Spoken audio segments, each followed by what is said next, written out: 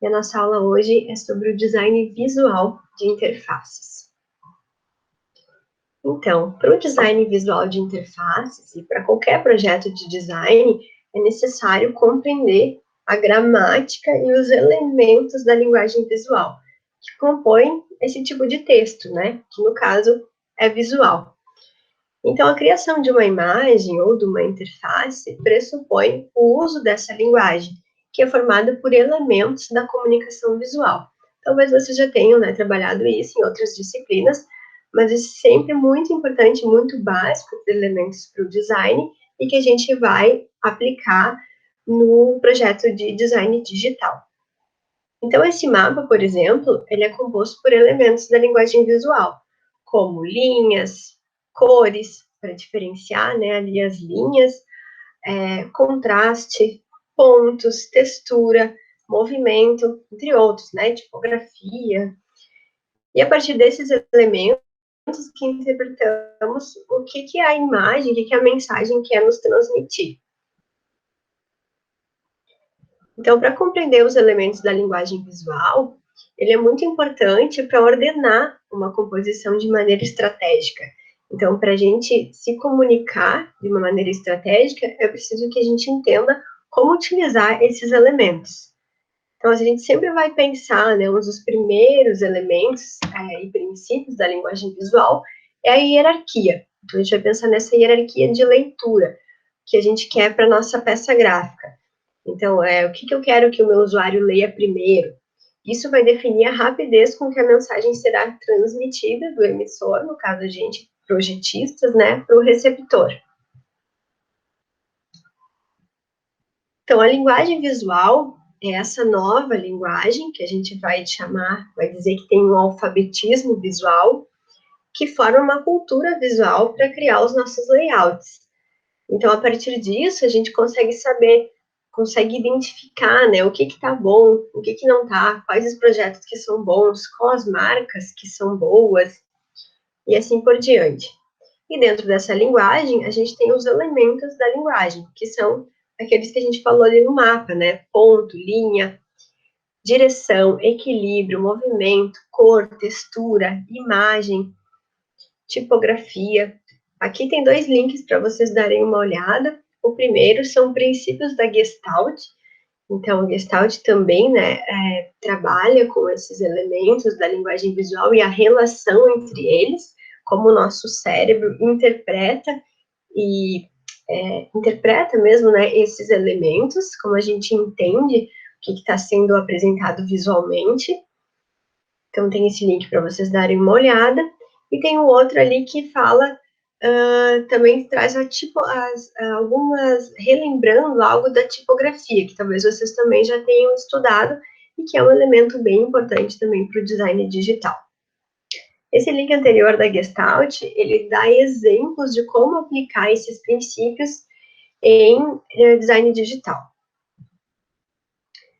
Então, aqui, num projeto de design de interação, a gente já viu esse framework do Garrett, que ele começa pela estratégia, no nível mais abstrato, passando, então, pela definição do escopo, estrutura do sistema, depois o esqueleto, o desenho das páginas, e só por último é que a gente faz o design visual da interface. Então, só por último que a gente vai definir a forma mesmo dos botões, a família de ícones, as cores. Então, essa é a parte da superfície, que é onde fica o design visual da interface. E para isso, a gente pode utilizar critérios, princípios, os elementos da linguagem visual. Esse autor, ele divide dessa maneira, através de critérios. Então, ele fala alguns critérios para ter um bom design de superfície, né, um bom design visual. Contraste e uniformidade, coerência interna e externa, paleta de cores e tipografia, design de componentes.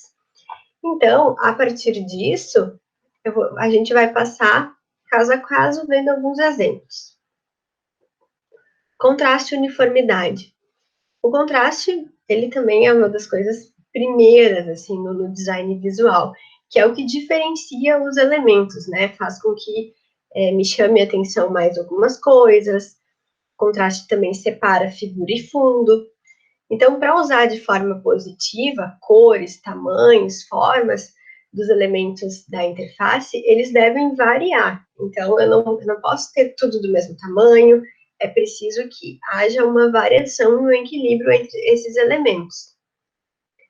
E esses elementos, eles precisam estar num nível de legibilidade e leiturabilidade agradável. O que é isso, então? A legibilidade é quando eu consigo reconhecer, por exemplo, numa fonte, numa letra, os caracteres. Eu consigo entender, ver cada letra, num título, por exemplo. E a leiturabilidade é quando a massa de texto se torna algo agradável para ler.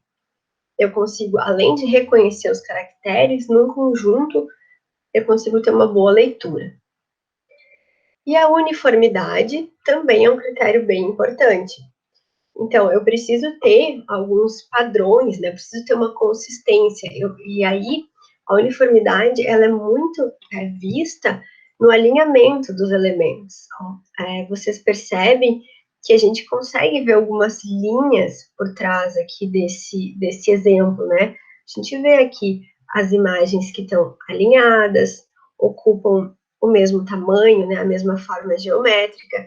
E para isso, a gente desenvolve grids.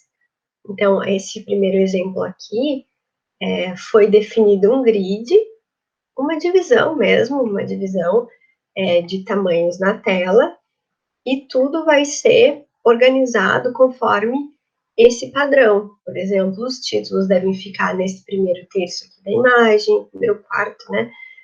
Depois, de repente, é um espaço para foto. Sempre que eu alinhar texto, de repente, eu posso alinhar por essa linha da esquerda.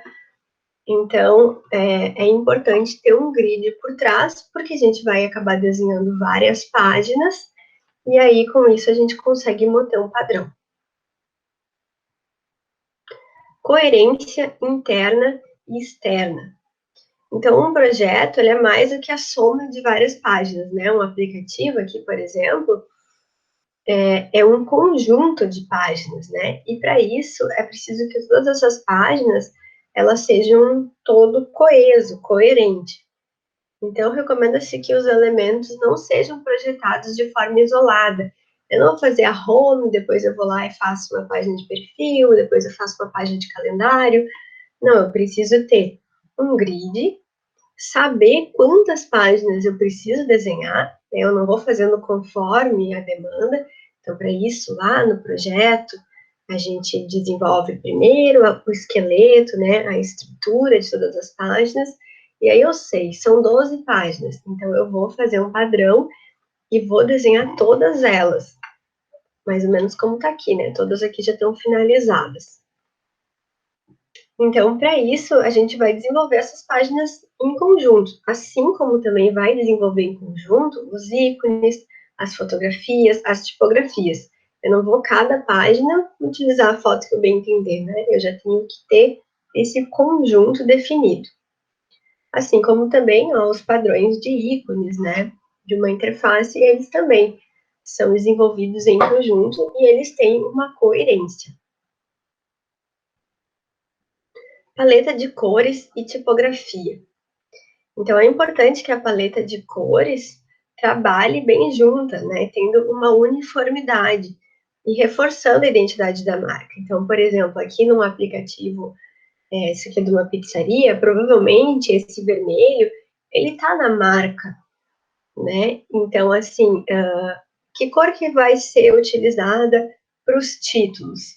Aqui foi escolhido, né, um azul marinho, que combina e tem um contraste com o fundo, e que também é uma cor que tem contraste com esse outro vermelho, né? Provavelmente o vermelho é a cor da marca, e as outras são cores de apoio, que vão ter uniformidade e combinar. Quanto ao uso das fontes, além da forma, é preciso a gente ter muita atenção ao tamanho e à mensagem, né? Sempre em projetos digitais, por exemplo, de aplicativos, fica um pouco difícil a hora que a gente está projetando, né, com o zoom, saber como vai se comportar depois do tamanho real. Então, é importante que a gente meça, pode imprimir, né, simular como vai ficar no real, né, ou utilizar guias aí de tamanho de fontes, recomendações. E também o propósito da mensagem, né? Por exemplo, aqui para os títulos foi escolhida uma fonte bem robusta, assim, e que combina, né, com esse estilo do aplicativo, provavelmente com a marca também. Mas essa tipografia mais robusta, ela já não poderia ser utilizada, por exemplo, para descrever ali os sabores da pizza. Se ela for utilizada em todo o aplicativo, ele vai ficar todo muito pesado, porque ela também é uma imagem, né? Ela não é só uma palavra, né?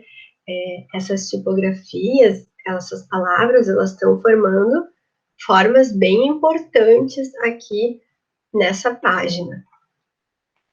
Então, muitas vezes, as tipografias mais simples, elas desempenham um papel melhor, né? E a gente já tem várias fontes frias, fontes do Google, que foram desenvolvidas para telas e podem, para tela, né? E podem ser utilizadas.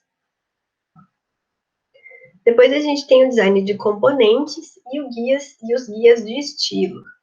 O design dos componentes, então, vão ser o design dos botões, a combinação das tipografias, o tratamento das fotos.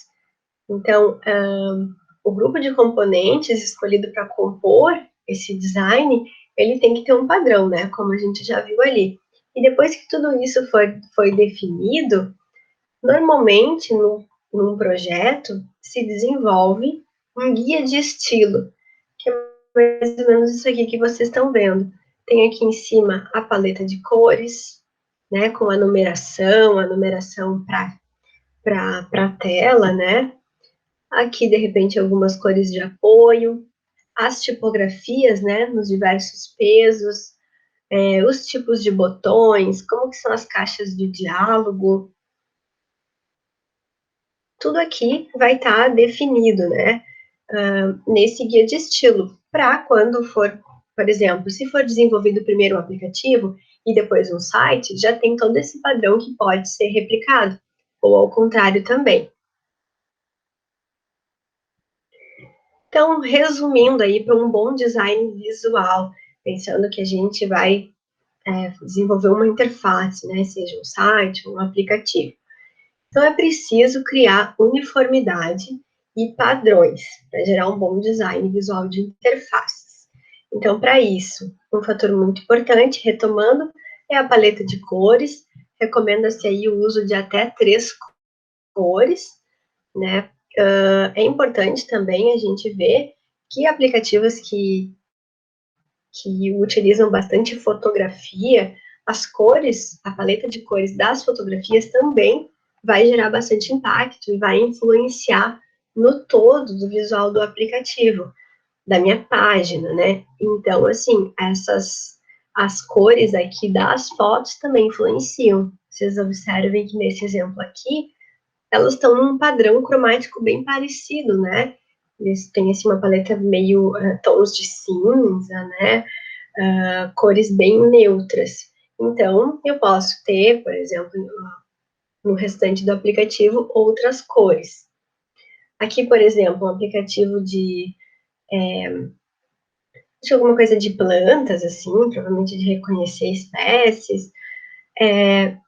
Óbvio que as imagens vão ter muito verde, né? As fotografias vão ter muito verde.